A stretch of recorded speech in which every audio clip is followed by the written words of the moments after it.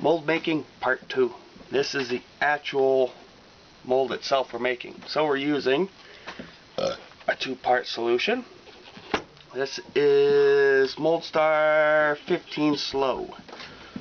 So basically, it's actually fairly easy.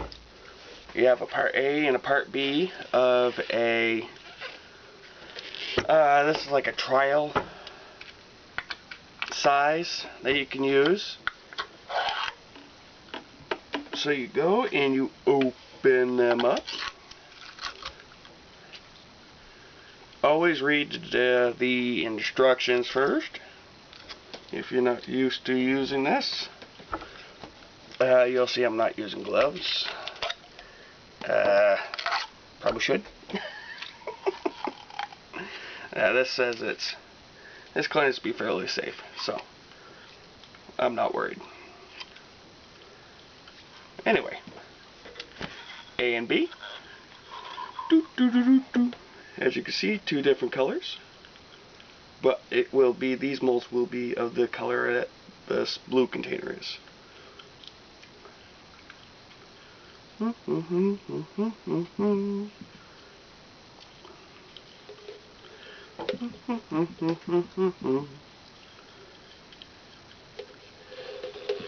Alright, so this particular solution, mold making solution, which I bought on Amazon, should store and use this at room temperature, and I believe they were saying 72 degrees roughly. And this stuff is done, this measures out, the mixture is a 1-to-1 ratio either by weight or volume.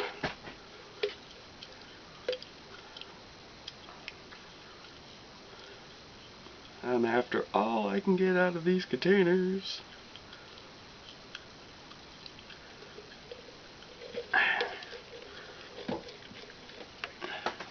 Make sure you have a stirrer of some sort. I'm using a plastic throwaway fork.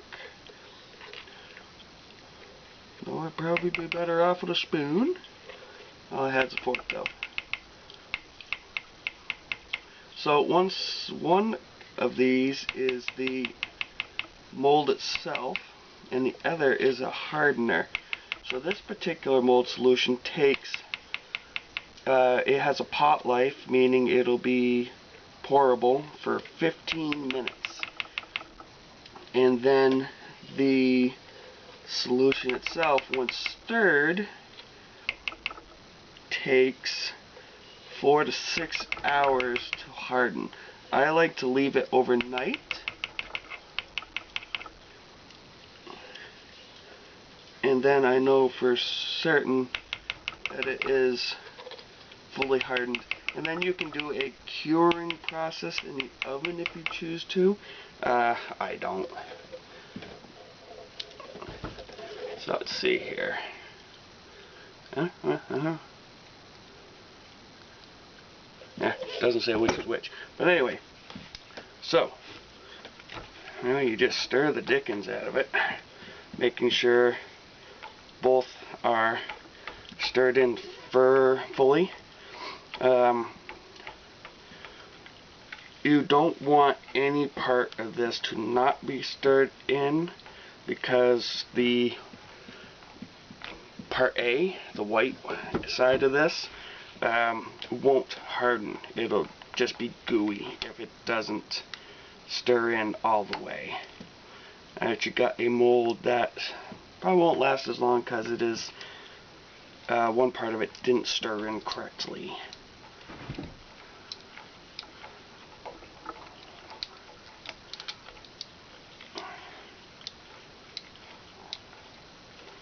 Alright, I'm going to let that set for a second before I stir anymore.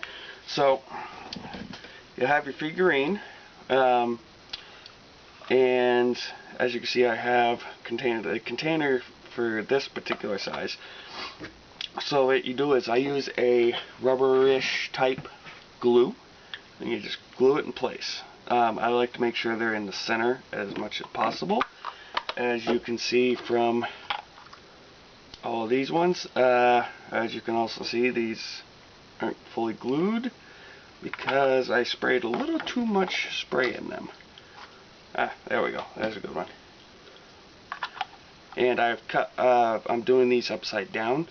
That way they'll have a nice square bottom for setting down on the table.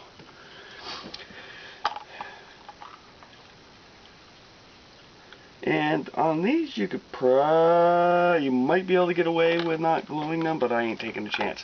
So after they're glued in place, I spray them all down with a 3% molds silicone release spray, and that's just to make sure I can get everything out. There we go.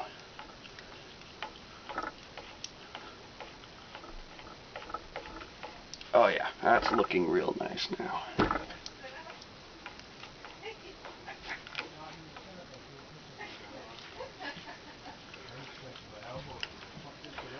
Alright, that's nicely mixed. So first one I'm going to pour is and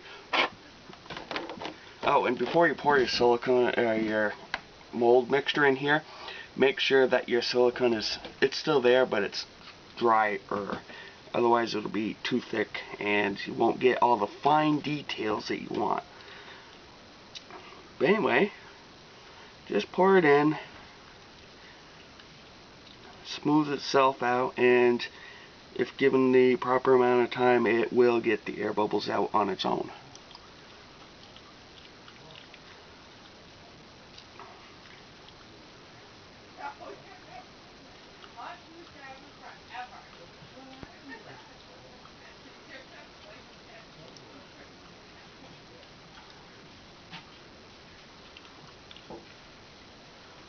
There. That's that one.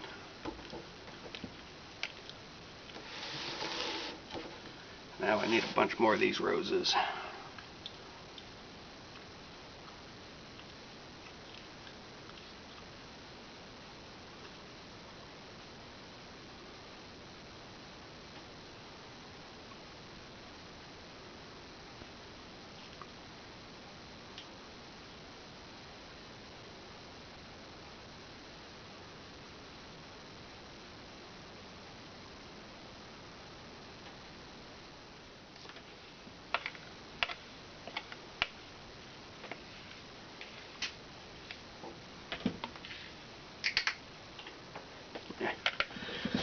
Alright, and what I'll do with this one, because it doesn't have enough, I will use it as an experiment to see if I can cause two different batches to fuse together properly.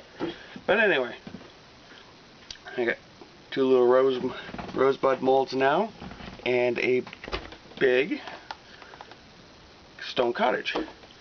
And now, once it's hardened, you'll know it's hardened. It's not rock hard, it's rubbery hard. And the glue that I use just peels right off. So this is why I like these Tupperware dishes. There. That peels off. And sometimes there's a slight reaction between the glue that you use and your mold mixture. It'll just be kind of gooey feeling, but it wipes and cleans up real nice. Now comes the somewhat difficult part. Even though we use a mold release, you've got to get air into there. But once you do, it generally pops right out.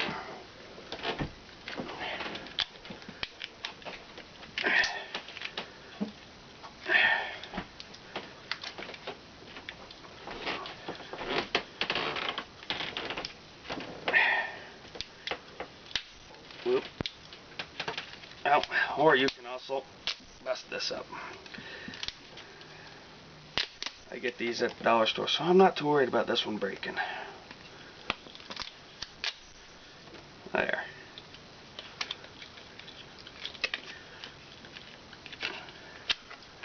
Okay.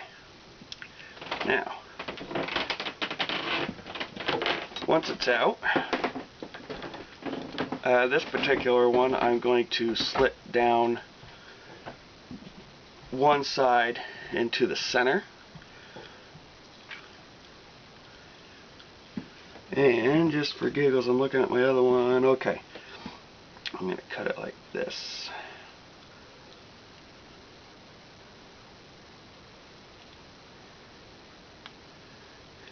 And then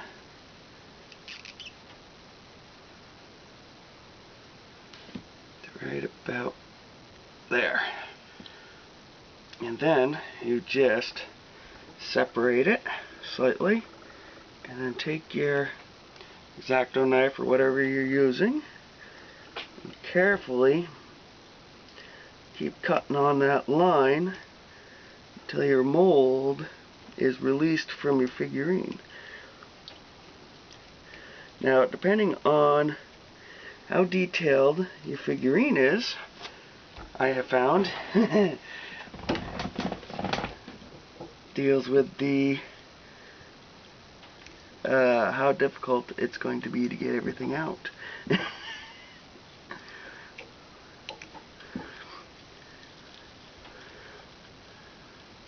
Also, how thick you make your mold.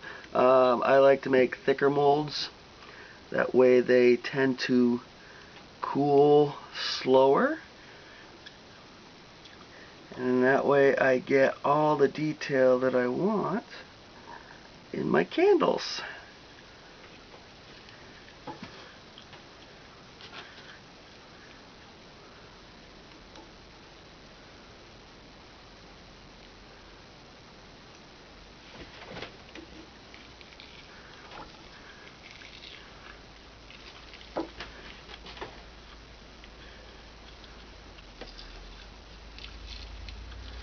And then, pop, out it comes. And there is my mold and my figurine. And cleanup is fairly easy, a little sticky, but so I'm going to let this where it was reacting a little, it's still, as you can see, it's sticky, and this has been setting all night. So I'm going to let this dry, but it will, when it's done, peel right off.